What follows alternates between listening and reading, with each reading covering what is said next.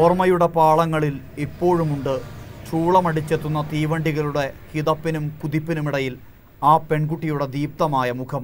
മലയാളിയുടെ ഓരോ തീവണ്ടി യാത്രയിലും മറവിയുടെ കയങ്ങളിലേക്ക് മായാതെ സൗമ്യ. ചില മരണങ്ങൾ ഉയർത്തുന്ന ചോദ്യങ്ങളുണ്ട്.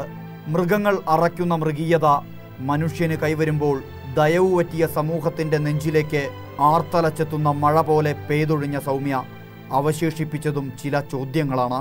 കഴിഞ്ഞ വർഷം ഇതുപോലൊരു ദിനത്തിലെ കറുത്ത രാവിൻ്റെ മറവിലാണ് സൗമ്യ ആക്രമിക്കപ്പെട്ടത്.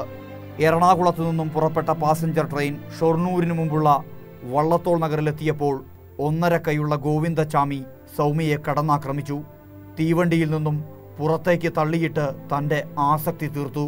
പിന്നെ പാളത്തിൽ ചിതറിക്കിടന്ന കരിങ്കൽ കഷ്ണങ്ങൾ കൊണ്ട് തലയ്ക്കടിച്ചുള്ള ക്രൂരമായ പീഡനം. അത്യാസന്ന നിലയിൽ തൃശൂർ മെഡിക്കൽ കോളേജിൽ പ്രവേശിപ്പിക്കപ്പെട്ട സൗമ്യ കഴിഞ്ഞ ഫെബ്രുവരി 6-ന് മരണത്തിലേക്ക് യാത്രയായി.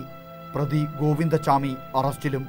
തൃശൂർ അതിവേഗ കോടതി പ്രതിക്ക് വധശിക്ഷ തന്നെ വിധിച്ചു. കേരളം കാതോർത്ത വിധി. ഇപ്പോൾ കേസ് ഹൈക്കോടതിയിൽ എത്തി നിൽക്കുന്നു. ഇനിയൊരിക്കലും സൗമ്യമാർ ആവർത്തിക്കരുത്.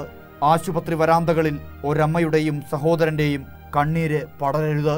മരിച്ചിട്ടും മരിക്കാതെ നിൽക്കുന്ന സൗമ്യ.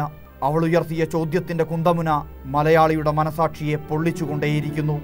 ഇനിയൊരിക്കലും ഒരു തീവണ്ടി യാത്രയിലും നീ ആവർത്തിക്കപ്പെടില്ലെന്നുറപ്പ്. ചോദ്യം ചെയ്യാനും തിന്മകളോട് കലഹിക്കാനും മനസ്സുള്ള പച്ച മനുഷ്യർക്ക് വേണ്ടി. Surjith Ayyappath, news desk, Kerala vision.